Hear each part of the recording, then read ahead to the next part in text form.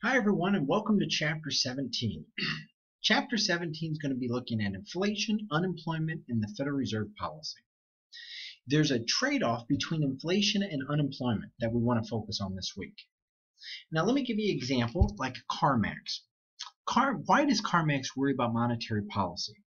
Monetary policy affects the performance of both new and used car companies. So when the Federal Reserve raised interest rates in 2006, it kept them really high through mid-2007. Now, when the interest rates were high, it meant higher costs for consumers who borrowed money to buy cars and lower sales for car dealerships, such as CarMax. So interest rates are very sensitive to how people make decisions. By late 2008, the Fed had slashed the federal funds rate to near zero levels, and CarMax sales began to recover from the recession in 2009. But you notice that one of the indicators is fluctuations in the interest rate. And interest rates influence our decisions to spend money. In 2000 and 2011, unemployment rate remained really high and consumer confidence was low.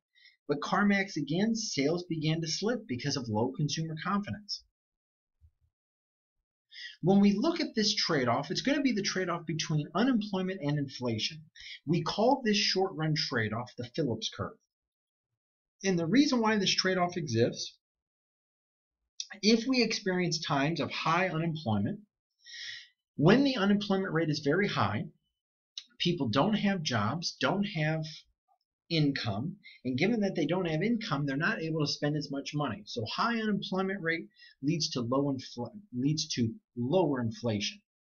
Now, when the unemployment rate is low, people have jobs, income levels are rising, and people spend money. So lower unemployment rate leads to higher prices. But this relationship in the short run is called the Phillips curve. And you notice this relationship right here. You notice this is a downward sloping curve.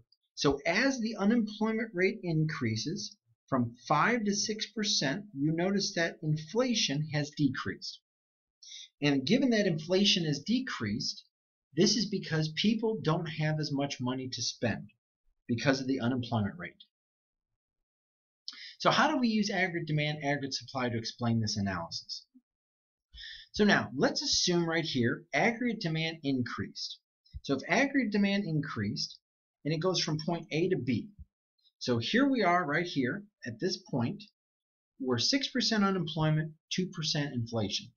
Given that the aggregate demand increased, you notice that we increase from A to B, you notice our output levels increase. Given that our output levels increase, we've produced more things in our economy. We need we need more people, so the unemployment rate will decrease. So we go from point B to C. You'll notice unemployment rate decreases, inflation rate will increase. The short-run Phillips curve is based off the expectation of inflation. So changes in the short-run Phillips curve will be based off this inflationary rate.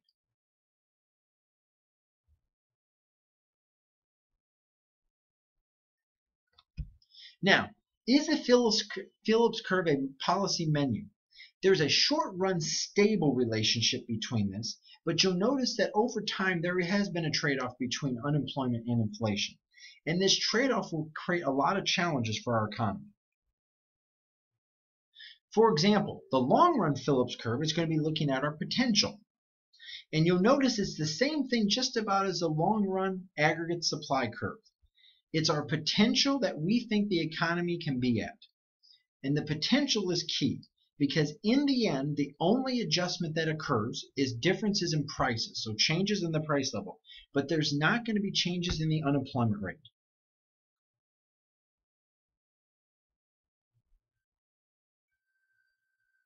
Now, when we make the connection, do workers understand inflation? That's a key thing with our jobs. Higher inflation rate can lead to lower unemployment if both workers and firms mistakenly expect the inflation rate to be lower than it turned out to be. You know, workers often fail to realize the expected inflation increases the value of total production.